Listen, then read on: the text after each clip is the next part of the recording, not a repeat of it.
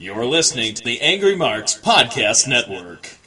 Good afternoon, good morning, good evening. My name is Arya and this is your next audio update for Wednesday, November 30th, 2016, the last day of November. This year is almost over. What happened? Man, this year flew by, didn't it? Anyway, speaking of things that flew by, NXT this week, taped before SmackDown Live last Tuesday, November 22nd.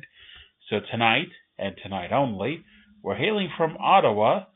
They taped 3 matches, live. They didn't do any in-ring angles. They did a couple interviews backstage. The show itself, with, plenty of commercials added in, went just about 45 minutes, and normally the show usually goes about 54 to 58 minutes. And the 3 matches themselves probably only took a total of 25 minutes themselves. So it's not like they, made the SmackDown fans, the SmackDown audience, sit through a full hour show. But let's get on to the show here. Kick things off with the reigning, undefeated, undisputed NXT Women's Champion Asuka going one-on-one with indie wrestler Nicole Matthews, whose name I'd heard before, but I don't believe I'd ever seen sports entertained in the ring before. Nicole got in several strikes, but all it was demoralizing for her, as Asuka shook off every single strike and came back for more, which killed Matthews' confidence. Asuka laid out Nicole with a series of kicks, but then when Asuka was getting prepared for her big roundhouse kick, Nicole fell flat on her face. It may have been a botch. The announcers tried to cover it up that, she ducked what was coming. The fans didn't seem quite know how to react. They did boo a little bit, but the rest of them were just kind of curious what was going to happen. But whether she went to do it or not, she didn't last much longer as Asuka transitioned into a cross-arm breaker and then into the Asuka lock for the tap out.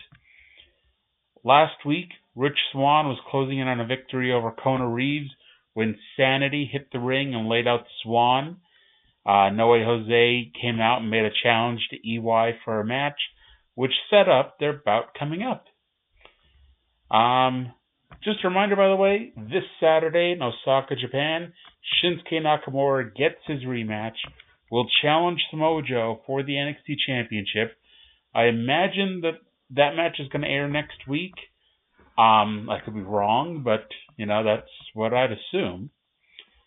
Speaking of that match, your champion was backstage and cut a promo saying that it's clear that Regal wants the belt off of Joe and onto Nakamura, but it's also clear that Nakamura is not on Joe's level, and he'll prove that again this Saturday. Up walked the perfect 10 of all people. Ty Dillinger was here and challenged Joe to a match. Joe said that he would hate to embarrass Dillinger a second time in his home country and could not think of a single reason why they should have this match.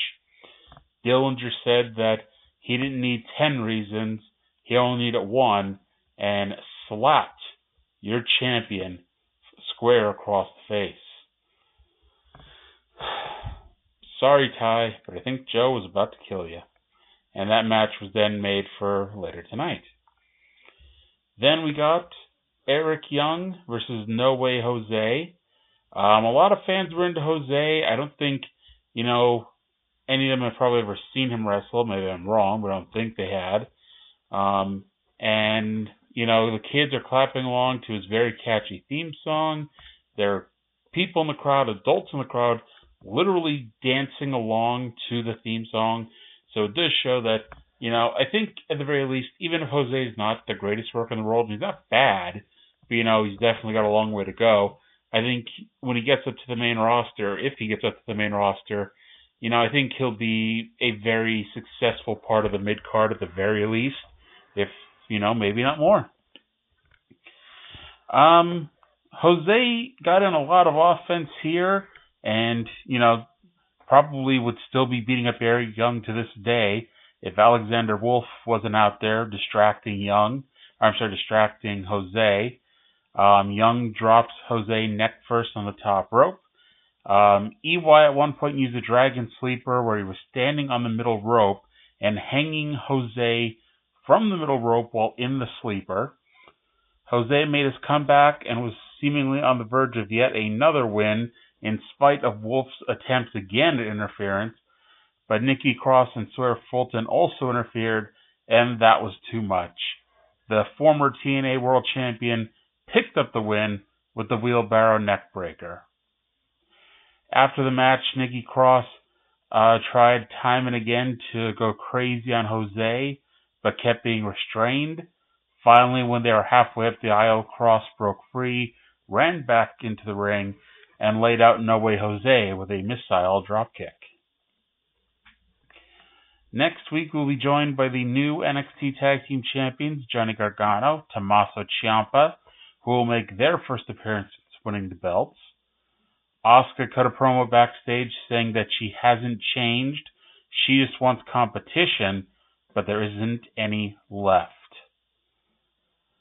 Ty Dillinger then said that it may have been an emotional reaction to challenge Joe, but if he can't beat Joe tonight, maybe he doesn't belong here. However, he intends to prove he is the best, and that he does, in fact, belong here.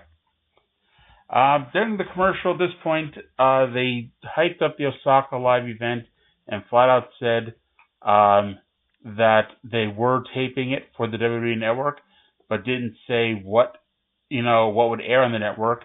They did say there would be Hideo Itami's return, so I guess he's back from his injury. And then we got the main event. The NXT Heavyweight Champion of the World, Samoa Joe, one-on-one with the Perfect 10, Ty Dillinger. Joe got the best reaction of the show when he came out, which would have been the best reaction if, in fact, Dillinger didn't come out and was the home country babyface. And his overness, it was probably not that much better than Joe, but, about half of his reaction was purely because he was Canadian, and about half of it was because of the 10 gimmick. Ultimately, fans like having things to chant. Dillinger got to look better than the average Samoa Joe victim of the week, but Joe cut him off and hit kind of this reverse pile driver where Joe drove Ty knee first into the mat. Dillinger battled back with some slaps, but got dropped with Joe's twisting power slam as he came off the ropes. Suddenly, 10 minutes into this match, ironically, the crowd woke up, trying to will their countrymate to victory. Dillinger made his comeback and went for the tiebreaker, but took a German suplex on his head. Ty got a near fall with a super kick for a 2 count. Dillinger tried again for the tiebreaker, but Joe once again got out of it. He dropped Ty with a corner Uranage, followed it up with the powerbomb Boston Crab STF combo that you've seen a million times, but instead of an STF, he used a crossface. But even then, it wasn't for long as he transitioned out of the crossface into the Coquina Clutch. Ty fought for the ropes, but he eventually had to succumb and pass out due to the pain. And so your winner is the NXT Heavyweight Champion, Samoa Joe. So that is it for this week. Like I said, there was not a whole lot to this show. It was a fine show. If you watched it, you enjoyed it. If you didn't watch it, there wasn't much to miss. But I do want to thank you all for listening, and we'll talk to you again in 7 days. You're listening to the Angry Marks Podcast Network.